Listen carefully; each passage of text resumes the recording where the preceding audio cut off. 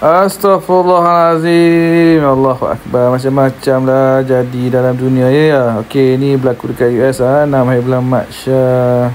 Woman strips naked and walks screaming down the aisles on Southwest flight to Phoenix. Okey, seorang penumpang ni actually dia masuk kapal, lepas pintu kapal terbang tutup.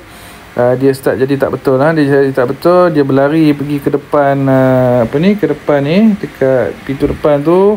Dia melompat-lompat, dia menjerit apa semua, dan dia start buka baju lah.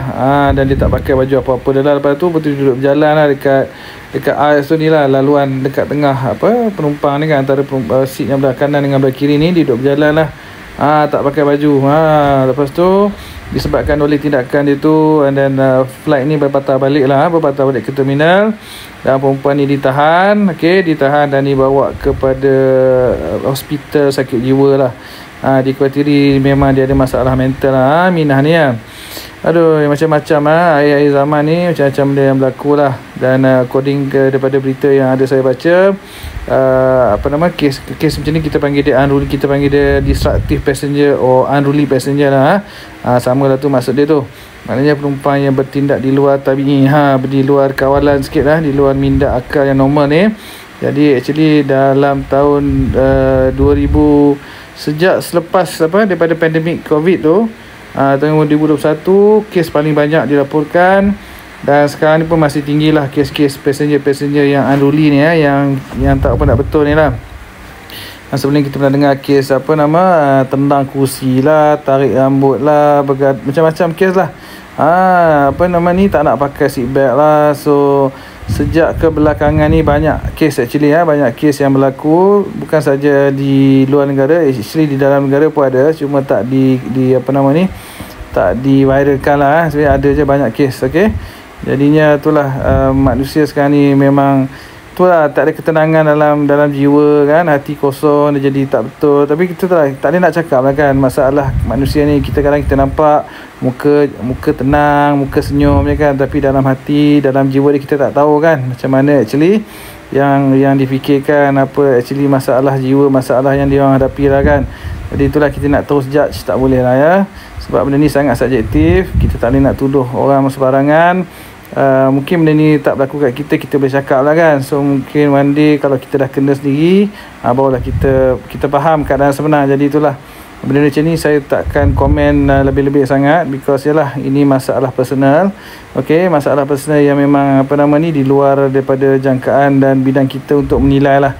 Kita sebagai manusia biasa ni, bila kita tengok, kita terus nak menilai dia ni gila, dia ni apa hal kan, apa semua. Jadi kita tak tahu apa masalah yang dihadapinya, mungkin daripada kecil ke, daripada ada benda-benda yang membuatkan dia jadi tak betul ke apa. Itu sebenarnya, itulah dugaan orang dalam hidup ni tak sama ya, macam-macam jenis dugaan yang orang hadapi.